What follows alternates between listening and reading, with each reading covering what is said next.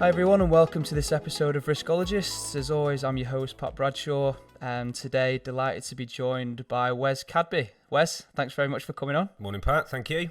No problem at all. No problem at all. How was your podcast game? Have you done anything like this before? Or? Yeah, nailed it loads of times. Water off a duck's back. I was gonna say from your DJ days just spoken about, it shouldn't be too bad. But just to introduce Wes, so for those of you that aren't familiar, Wes has done some really amazing work with the IRM SIG over the past few years as chair. So I don't know if you just want to give a bit of background on that, Wes, before we sort of introduce your career and stuff. Yeah, of course. So the Institute of Risk Management, it's been going for a number of years now. I became affiliated with it back in 2010 as a member. Undertook the qualifications and got very close into the special interest group for infrastructure risk management. Started as a committee member probably about 4 years ago now, and then became the chair for the last 3 years. So undertaken a number of events, number of newsletters, number of research papers, and a lot of collaboration across the industry. So yeah, some really good work with the SIG. Nice. Yeah, I started in risk management in sort of this time last year, and a lot of my initial learning was sitting in on the SIGs and stuff. Has it all been virtual? I think it's all been virtual since I've been doing it anyway. Yeah, no, so the first year that I was chair, which I think was 2018 now, we did 4 physical events, networking events up and down the country. We did 2 in London, 1 in Manchester, and we did our first ever event in Birmingham as well. And we covered a range of subjects from quantitative risk management to risk management culture to a working group approach where we had a group of probably about 35 people all trying to discuss a single problem and come up with some kind of thought leadership and solutions. So it was that was really good. Always helps that you can go for a cheeky beer afterwards with everyone who's up for it. But unfortunately, with everything that's happened over the last 18 months, we've been forced to go virtual. But we'll be back. We'll be back with some physical events in 2022, I think.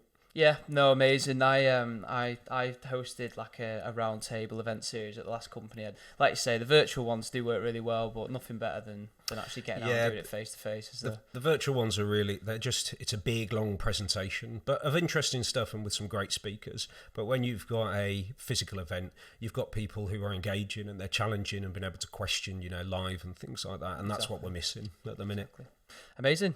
Thanks for that, Wes. So, as always, I think a logical place to start is a bit of a journey to date, really. So, a bit of a timeline of your career, how you got into risk management, your journey up to this point, and what your role entails now. So, yeah, fire away. Yeah, of course. So, 41 and 3 months old now was the HR system at work. Kindly let me know the other day. So, in industry for about 20 years now. So, left university not really knowing what I wanted to be when I grow up. Took the first job I could, which was a large infrastructure client, large UK infrastructure client, managing the railways of the UK. And it was a performance improvement manager role that I started with. So we were looking at root cause analysis of delay minutes across the rail network. To support business cases, so we could cost up what those delays cost in real terms and use them to support either capital expenditure for improvements in the infrastructure or OPEX expenditure through additional maintenance requirements or changing of maintenance schedules, for example, to improve asset reliability. After a few years of doing that, I sort of come to the end of it and needed to do something different. So I became a project manager in the infrastructure delivery part of the business and did that for 4 years. So that was fantastic, delivering capital projects from huge bridges to power supplies to signalling systems to track renewals and everything in between. And then decided maybe it was time to try something different. And there was a particular project that I had that didn't go particularly well, and it was largely because I didn't manage a couple of risks particularly well. So one being a stakeholder management risk, a client stakeholder management risk, which is a very underrated type of risk for me. It's not one that you see very often or people take seriously too much, but it's quite often one of the biggest impacts reputationally. And the other one was something very simple, late delivery of materials. In this instance, a very critical piece of kit, which caused the project to be delayed by a few months. And I thought, if I'd have known more about this risk management stuff, I'd I'd have probably stopped this. So so I decided to move into the risk and value management function, as it was. Spent 2 years as an analyst in Birmingham. Took to it quite well, got quite engaged with it, started my journey with the IRM, and then moved up to Manchester, the first time I moved to Manchester, and led on the delivery of a £1.8 billion capital investment in the Manchester area. Nice. Led on the risk management function for that. And then the final 2 years, so 14 years at this company, final 2 years moved to sunny Milton Keynes, to the HQ, to work on some of the strategy stuff, which is where we embedded an enterprise risk management framework for the business. I then decided, after 14 long years at this client, huge infrastructure client, I'll go and see how the other half live, and I decided to go into the supply chain. So moved to a global tier one contractor, delivering everything from regulated works in the water industry, in the electrical industry, all the way through to the rail industry, the highways agency, and things like that. And spent four years there. And then for the last 18 months, I think it is, I now work again back in the public sector, working in the nuclear sector. So along that journey, obviously I became the chair of the SIG, the infrastructure SIG for the RM. I was lucky enough to be awarded Risk Manager of the Year award back in 2018. I was going to give you a plug for that in a second. Yeah, I was going to wait for the round of applause, actually, for that, to be honest. Which was, really good recognition of what we'd done in trying to bring together. So the work I'd done on the SIG, but also the work that I'd done professionally with trying to bring together supply chain and client a bit closer, which is why we're talking about that subject today. Nice. So 20 years in the industry. How many years in risk then? Sorry, Wes, would you say 14? That would be 11 years in risk. Nice. Yeah, I don't know, it still makes me feel a bit new, to be honest. A bit young. Across three powerhouses of Manchester, Birmingham and Milton Keynes. Exactly, the entire West Coast main line. Nailed it. Amazing, cheers, Wes. So I think that, as you mentioned, leads us quite nicely into the topic, really. So as everyone can probably notice from the title of the episode, today we're going to be discussing the importance of risk management maturity in the supply chain. So just out of interest, Wes, obviously I give all my guests the option of what it is they want to discuss, whether it's something they've done at uni or a master's, or there's something particularly passionate about. Why did you choose to discuss this, and obviously why is it important? I guess because I've seen both sides of the fence. So I've been the client, I've been the project manager that deals with the supply chain that's delivering capital works, and I've seen it go well. I delivered some fantastic projects, and that was largely down to the competence of the supplier. Yeah. I delivered some terrible projects, and that was again largely down to the behaviours and the competence of the supplier. When I moved into the supply chain, my entire role, my entire objective was to increase the maturity of that organisation in terms of risk management, as they were on an expansion plan at the time, and all the risk that comes with that. They wanted to recognise the risks that they were taking on. And it was there were pockets of great practice, and there were pockets of lack of understanding over what risk actually is, other than slips, trips and falls, health and safety, which is what people typically think of. And because of the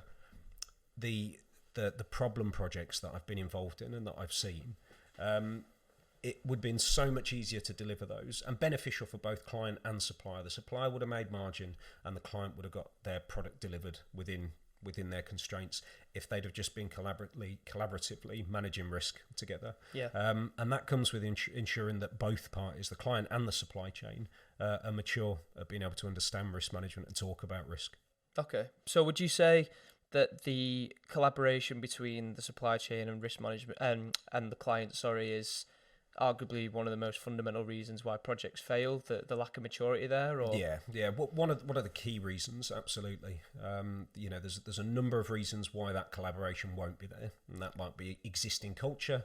It might be as simple as the contract mechanism, but being unable to trust or collaborate or be open or be vulnerable with your client or vulnerable with your supplier is one of the biggest drawbacks to successful risk management for me. Okay, cool. So I guess just to give some of our listeners a little bit of context who may be completely unfamiliar with supply chain risk management, or SCRM as it might be abbreviated to in the podcast notes. What is it? What is it? So whenever I talk about this, I think sometimes people get not confused, but I think I'm about to talk about something different. So for me, supply chain risk management is where an organisation understands the risks that are in their supply chain. So they'll have tier 1 suppliers, tier 2 suppliers, tier 3 suppliers. They'll know where the dependencies are between the tier 3 supply and the tier 2 or even the tier 1, whether it's materials, whether it's service, whether it's products, whatever it is. Yeah. And they need to understand the risks to that flow of service or product. In addition, supply chain risk management is making sure you're not overexposed to a single supplier. So, if I was a large infrastructure client and 4 years ago I had 75% of my portfolio awarded to Carillion, you can imagine actually I'm overexposed here, recognising what happened with Carillion. So that supply chain risk management. What I'm trying to focus on is the maturity of individual members of that supply chain to manage risks to the work that they are taking on, that they are delivering on behalf of a client. So the client's responsibility to manage risks within their supply chain, absolutely. And I think a lot of clients do manage that quite well through their commercial and their procurement approaches. Yeah.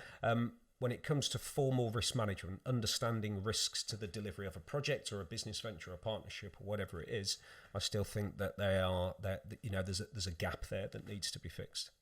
Okay, cool. So hopefully that gives a little bit of context. So, in your opinion, then, Wes, why do you think it's so important that supply chains do have high risk management maturity? Mutual success or mutually assured destruction, really. If you've got a supplier that doesn't know how to manage risk or is scared of talking about risk and tries to paint a picture of green instead of the realistic picture of red, then projects are set up to fail from the off. For me, from a personal point of view, the projects that didn't go particularly well for me, it wasn't just professionally I felt hurt, mentally, physically, personally I felt hurt because I thought I could do a better job than that. It wasn't a good time personally when your projects are delayed and everyone's looking at you to try and bring it back. Yeah. And I wouldn't want anyone else to go through that if there's an easily avoidable way of making sure that you're set up for success. The other part of it is a client, an infrastructure client, in terms of project delivery, actually does very little. The risk and the activity is delivered by the supply chain, unless they've got in-house, workforce. They've got their own works delivery unit, for example. But largely, infrastructure clients, all they do is operate a contract that allows skilled suppliers to deliver work. So the management of risk and the taking of risk is all done in the supply chain. Yeah. And we shouldn't be leaving that to chance. Okay. So, in your experience, then, how well do you feel that it's currently implemented in organisations, and do you feel that there are any sectors that do it better than others? So obviously I know we've discussed infrastructure predominantly, but across like rail, aviation, engineering, construction, that sort of stuff. So generally I've not seen it done very well. I've not seen the competencies of the supplier, other than health and safety competencies, or quality accreditations and project management competencies. In terms of formal risk management competencies, and not just qualifications, but their experience of applying formal risk management, I haven't seen any industry, maybe bar the oil and gas industry, who are very good at risk management, certainly the analysis of risk. I haven't seen anywhere that takes on the responsibility of making sure there's a competent supply chain in terms of risk management. So my view is that large infrastructure clients, or even not large infrastructure clients, any infrastructure client just has an assumption that the contract apportions risk to the supply chain effectively. Now it does apportion risk to the supply chain effectively. It also apportions risk to the client effectively. But a risk that happens in the supply chain, it's very rare that doesn't impact on the client somehow, either reputationally or in terms of schedule. Yeah. Even if it doesn't have an impact in terms of cost. So provisioning for risk, for the impact of a risk and the management of a risk, they can be treated separately. Just because somebody else is paying for it doesn't mean you shouldn't help try and mitigate it, if you're not the one provisioning for it. Yeah. And I think that's where the collaboration piece comes in. I think people see the management of risk exactly the same as the provisioning for the impact of risk, and they're not the same in many cases. The places I have seen the competencies, the risk management maturity of a supply chain taken into account are in major projects and alliance structures or joint venture structures where you've got, a 3 or 4 year program. So I'm thinking like Crossrail, HS2, for example, major infrastructure projects where the supplier is part of that decision making. They are part of that alliance. So it's not just client extend a contract and then the supply chain behind, where they've got, everybody's in it together. And I think that breeds a culture of being able to be open and honest and really understand, being able to collaboratively manage risk. So, that's where I've seen it done well. And I don't think that's specific to any particular sector. Anywhere there's an alliance structure or a joint venture or major project with a collaborative contract in place, I think, you get that maturity. Yeah. So in terms of, like you say, when clients and the supply chain obviously need to collaborate in terms of risk, how does it work and managing issues where, I don't know, you might have a client who's quite mature in risk management and they might be collaborating with a supply chain member that is relatively immature or vice versa.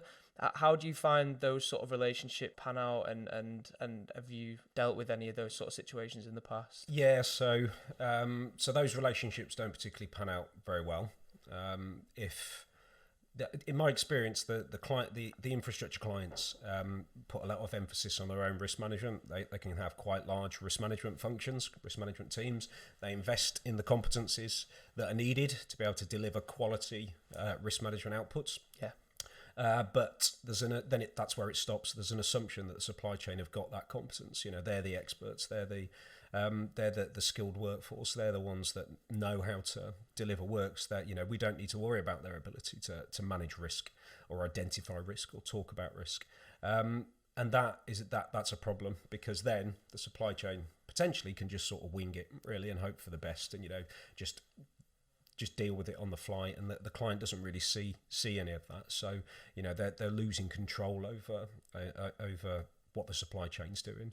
If it's the other way around, if the client isn't particularly mature and they're not taking it seriously enough, the supply chain isn't going to take it seriously enough as well. So it's only going to be the key drivers of the client that give the supply chain the objectives that they've got to deliver against. That will always be health and safety. If there's a focus on protecting reputation, they'll support in doing that. If there's a focus on risk management, they'll start to buy in and support doing that. But if the client doesn't push it, then the supply chain's not going to bother if it's not a key requirement. Yeah. And that just breeds, again, like I say, an erratic delivery. If you don't, you might be successful, but I'd call that good luck rather than good risk management. Yeah. That it needs the client to be driving the risk management agenda. Perfect. Thanks for that, Wes. So in terms of obviously supply chains having sort of varying levels of risk management maturity, easy for me to say. Why is that, and what stops supply chains being mature in risk management? It's never assessed or thought about by the client. There's no requirement for you to say how good you are at risk management. There's an absolute requirement to say how good you are at health and safety and not hurting people and letting people go home every day safely. There is an absolute requirement to show you've got technical competencies for delivery of the works that you're trying to do, as you'd expect, and those are the right things to ask for.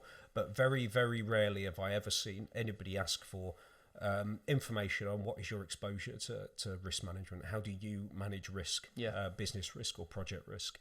And that stops supply chains investing in that capability. They only invest in the capability that's being asked for by the tenders that they receive.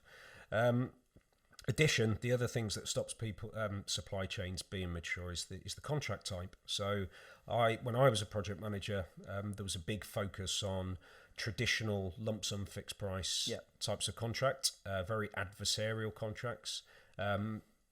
Naively, you assume that you are buying an output for a specific price and it won't cost you any more, which is rubbish, because any contractor worth his salt will see all the holes in the wishy-washy scope that's been delivered along with it, and have recognised where they can increase the margin through change requests. And that sort of approach to a relationship, project management relationship, is not a healthy one. You won't talk about issues, you'll hide issues until you can't hide them anymore because they're happening. And so I think ways to improve upon that, and I'll come on to the one of the solutions for engaging the suppliers early in a minute. But a key way to open up that conversation is through a collaborative form of contracts. So, for example, the NEC3, NEC4 suite of contracts, which are inherently collaborative in their nature, they promote collaboration, or rather they sort of enforce collaboration in the fact that you're penalised if you don't talk about bad news quickly. If you don't tell someone of a potential issue, it can affect how much you can claim back for the impact of that particular issue or risk. And vice versa. If the client doesn't advise the supply chain of something that may delay them, then it may cost them more in the long run. So there's an incentive to talk about bad news early. So promoting collaboration is probably a fluffy way of saying it. Enforcing collaboration is probably a better way of saying it. But what that does do over the course of a project is just create that culture where it's second nature to talk about bad news, or good news for that matter. Let's talk about threats and opportunities. In which case, that culture is, that becomes a habit then for the people that have worked in that project. And when they go on to a new project, they'll take that culture with them. So I think the contract type is an incredibly important way of making sure that risk management maturity is effective. How is that at the moment? How is, in terms of sort of that enforcement that you mentioned then, how does that look at the moment? So over the last few years, my only exposure to infrastructure delivery has been through collaborative contracts, through the NEC suite particularly, which, regardless of how many issues you raise, it does get the issues out on the table early, and it does allow you to proactively manage them, and it does force the supply chain into a very uncomfortable spot. If they've been used to a very adversarial way of trying to enhance margin, then it moves them away from that, because actually you're incentivized to manage risk proactively, and that is key for me. If there's a carrot on a stick at the end of managing risk, people are going to do it, especially if they like carrots, but it might be a bag of money or something like that. But either way, incentivizing the proactive risk management within collaborative contracts is absolutely vital to its success. Otherwise, suppliers won't bother. Amazing. So I know we've touched upon it, albeit a little bit briefly already, risk management maturity being sort of, you can't really assess a supply chain member on the level of maturity, but is there a way that you can measure the maturity or determine what that looks like? So something I'm particularly proud of in the past is it's quite simple, and I think a lot of infrastructure owners and clients could use this, and that's when they're looking at enterprise risk management, that they actually recognize their supply chain is part of their enterprise. They may be separated by a contract, it may be a call-off contract, it may be a bespoke individual contract, but either way, they are part of their enterprise. You only succeed in your business if that part of the enterprise is succeeding as well.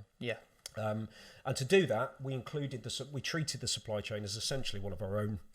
And what I mean by that is, when we were tendering out for work, I managed to include in the pre-qualification questionnaires, the PQQs, some reference, an unscored reference to what is their exposure to formal risk management. Have you been involved in facilitating risk work? All those sorts of things. Making it quite clear that it was an unscored part of the tender return, of the PQQ return, because I didn't want people to blag it, essentially, to try and say they were better than they were.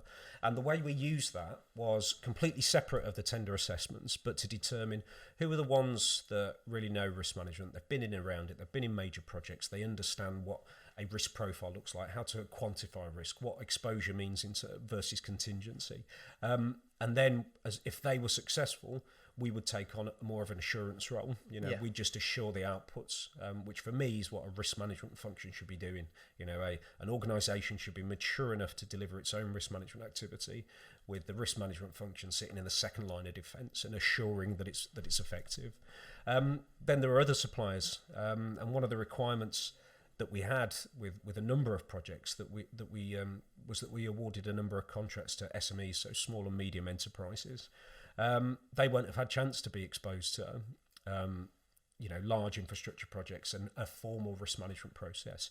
And it's quite clear from the responses that they didn't really understand it, and that meant that the risk management function sort of sat in the first line and held their hand. So if they were successful, they got the training delivered through us as well at no expense to them. They got facilitated workshops from the risk management function as well. And what that did was increase their maturity and their competencies. So eventually we could transition that responsibility back to them while they were delivering their part of the project. So it wasn't, a particularly objective measure. It's quite a subjective measure, but it was an incredibly powerful one because it meant the big players in the industry, we could just assure the small players that we wanted to be part of the project delivery.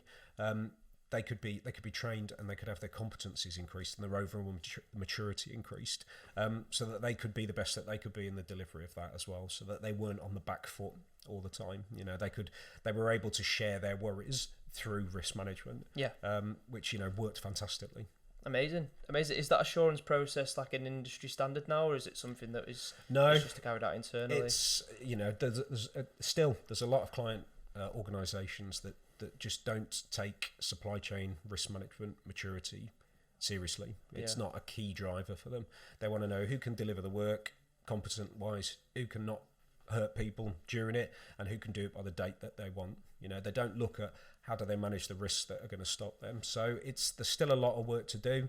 That was just a very bespoke intervention that we did, but one that I found that was extremely effective. So still a lot of work to do in the industry, I think. Amazing. I always say this when we speak about sort of contentious, not necessarily contentious topics, but stuff like this, and it'd be interesting to come back to these podcast episodes in like 10, 20 years and see. I'll be long gone by then, Pat. See whereabouts we're up to. Cool. So just on the measurement and how you determine sort of supply chain risk management, in a bit of like sort of pre-reading for this episode, Wes, I read around certain maturity models that can be utilised. Is that something that you've come across or used yourself at all in the past? Or? Yeah, absolutely. So I always use, every role I've ever been in, I've always undertaken an assessment of risk management maturity. Initially, it's been just in the organisation that I work in, but obviously since I started talking about the maturity of the supply chain and how important that is to successful project delivery and business delivery, I always included the supply chain as part of that maturity assessment. Typically only on the framework contracts we had, because I wasn't just going to go to a supplier we weren't in contract with and say, tell us how good you are at risk management. They weren't up for that. But with some of our framework suppliers that were eager to continue delivering work with us, we would include them as part of that. So I've created my own maturity models in the past. I've used the Orange Book approach. I've used standard, ones that you find on the internet. They're all pretty much of a muchness. But I always like to include additional measurements of culture within those as well, to really understand whether it is just the competencies that are missing, or whether it's a complete lack of any kind of proactive risk management culture. And they're really, really useful because when a client organisation recognises the importance of the supply chain's maturity and risk management, they have a vested interest in investing in them to make them more competent, make them more mature. And a lot of people don't like maturity models because it doesn't really tell you much other than you're a 2 or a 3. Yeah. But that's it's a bit of a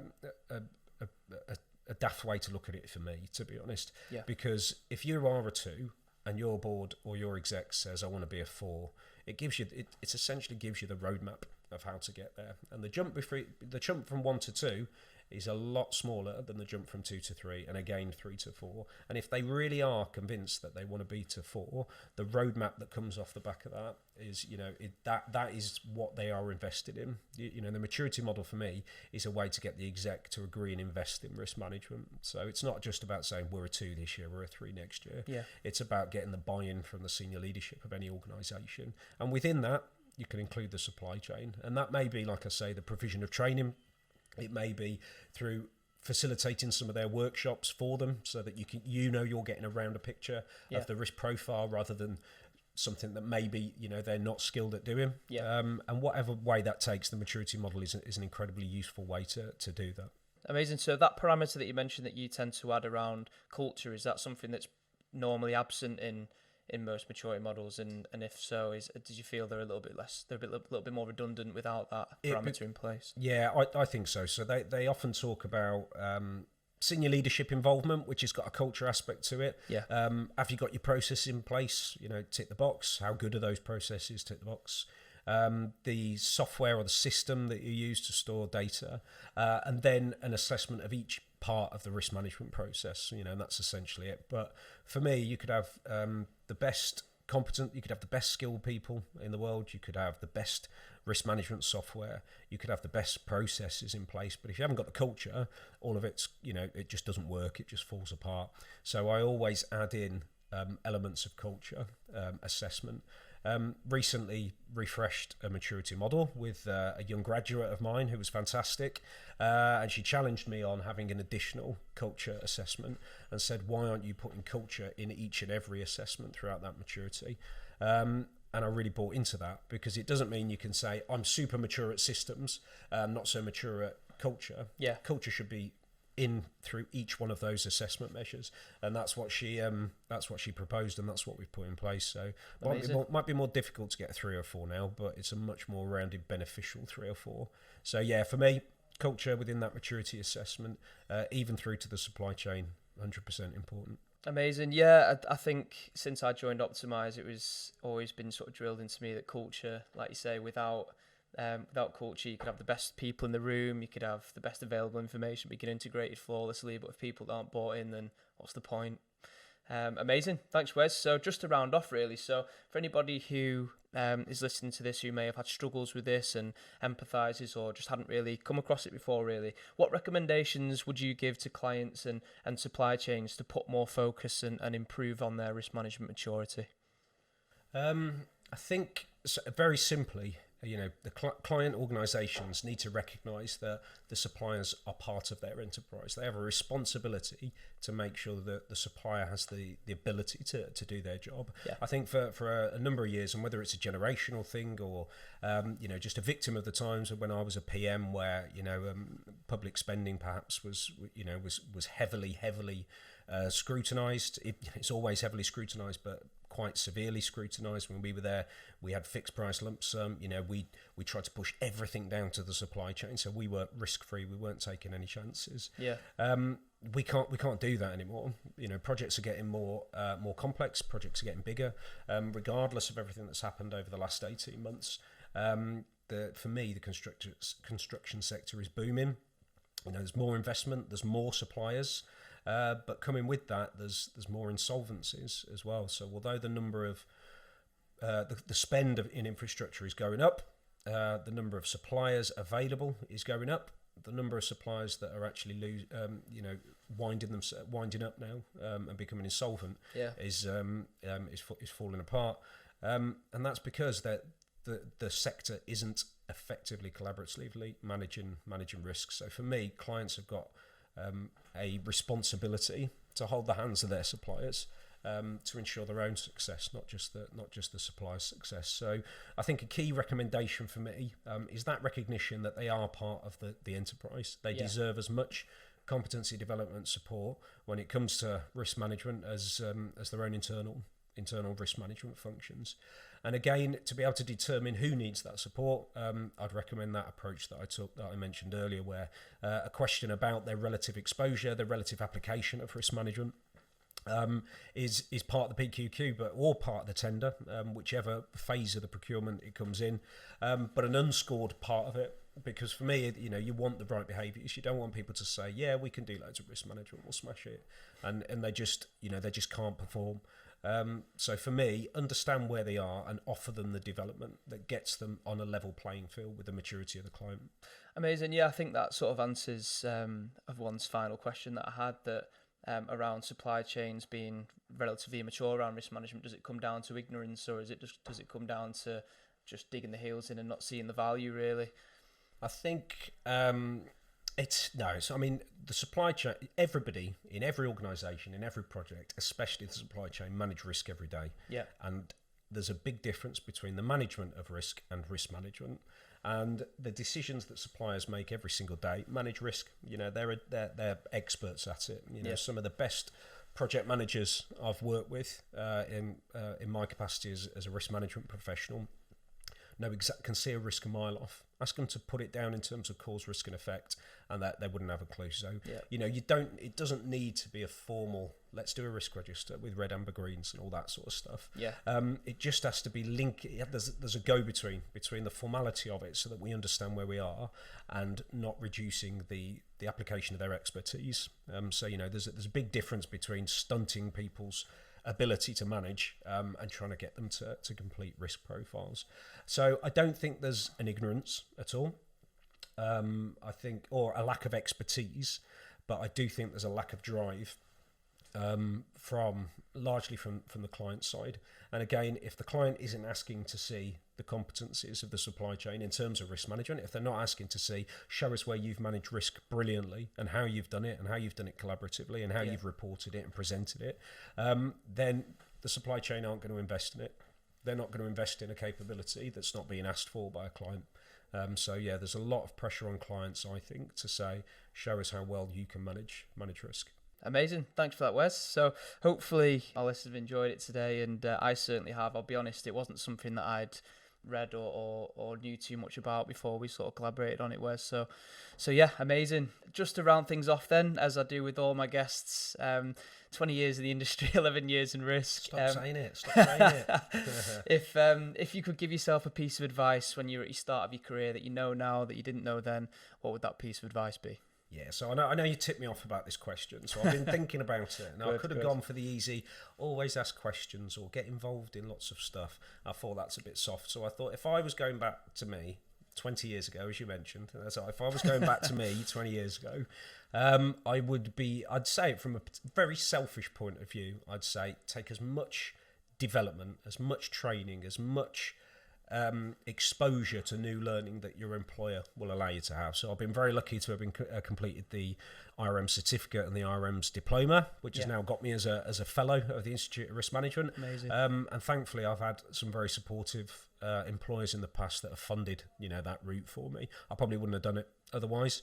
The one thing I would say is as soon as you start, get your hands on as much development as possible that your employer will allow you to do. Yeah, I'm also incredibly lucky that the partners at Optimize are really passionate about developing the learning and developing my learning and generating and developing the next generation. So yeah, amazing. Last point, Wes, if anybody wants to get in touch with you in regards to anything that we've mentioned today, to pick your brains or anything like that, or just to get in touch about any future SIG events, what would be the best way to get in touch? Get me through LinkedIn. Always happy for a chat. During lockdown, I've only really ever talked to the dog, so it'd be nice to talk to some new people. Get me through LinkedIn, Wesley Cadby. You'll find me. There's anyone. Brilliant. Well, just in case, I'll put a link to your LinkedIn profile in the podcast notes as well. But yeah, that wraps things up nicely. So Wes, thanks so much for coming on. Really appreciate it, mate. Thanks very much for having me, Pat. Appreciate it. No worries. Take care. All the best. Bye-bye. Bye.